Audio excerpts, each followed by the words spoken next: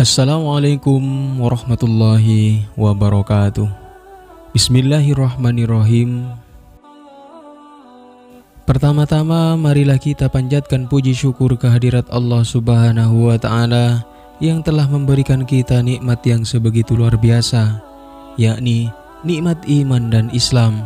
Dan tidak lupa sholawat beserta salam semoga terlimpah curahkan kepada Nabi besar kita Nabi Muhammad sallallahu alaihi wasallam, kepada keluarganya, para sahabatnya, pengikutnya, dan kepada kita sekalian. Dan di video ini adalah kisah kepahlawanan Al-Barra' bin Malik. Al-Barra' bin Malik merupakan salah seorang sahabat Rasulullah sallallahu alaihi wasallam. Dia bersaudara dengan Anas bin Malik. Dalam perang Yamamah, perang melawan pasukan Musailamah Al-Kadzab, pada masa pemerintahan Abu Bakar As-Siddiq radhiyallahu an, Al-Barra' bin Malik menunjukkan kepahlawanannya. Ketika panglima perang Khalid bin Walid melihat pertempuran kian berkobar, ia berpaling kepada Al-Barra' seraya berseru, "Wahai Al-Barra', kerahkan kaum Ansor."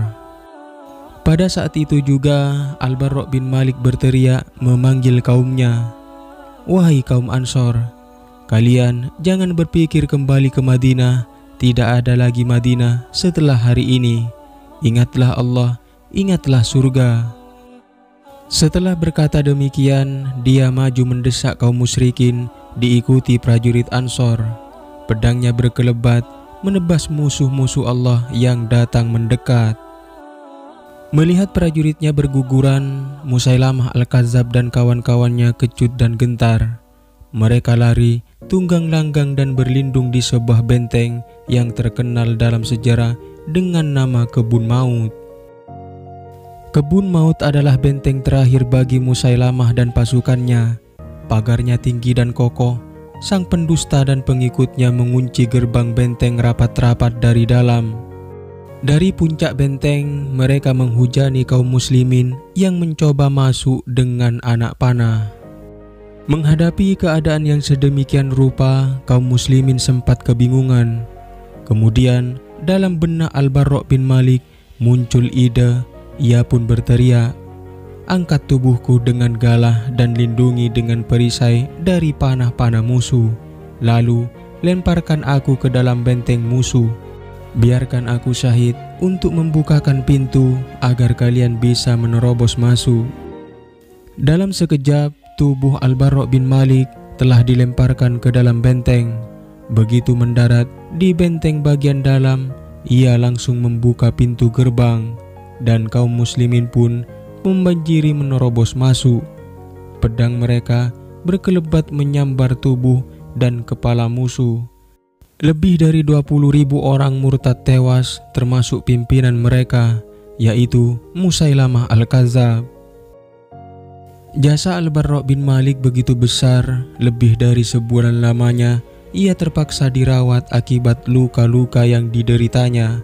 Akhirnya ia pun sembuh kembali. Sebenarnya Al-Barra' bin Malik sangat merindukan mati syahid.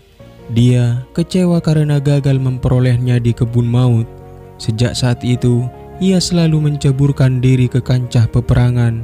Ia sangat rindu bertemu Rasulullah sallallahu alaihi wasallam. Tatkala perang Tustar melawan Persia berlangsung, Al-Barra' bin Malik tidak mau ketinggalan.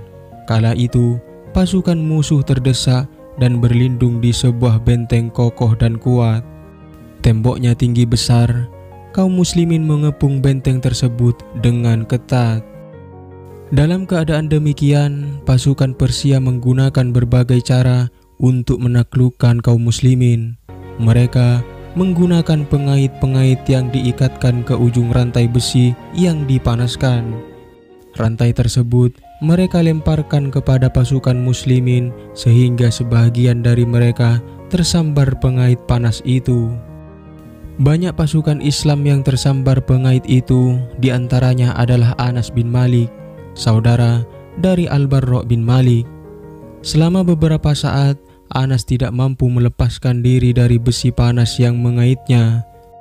Melihat hal itu, Al-Barra' bin Malik segera melompat ke dinding benteng dan melepaskan pengait dari tubuh saudaranya.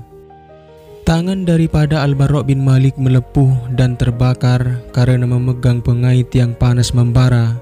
Namun, ia tak memperdulikannya. Yang penting baginya adalah keselamatan saudaranya. Dan pada akhirnya ia berhasil menyelamatkan Anas walaupun kedua telapak tangannya lepas. Sungguh sebuah pengorbanan yang sangat luar biasa.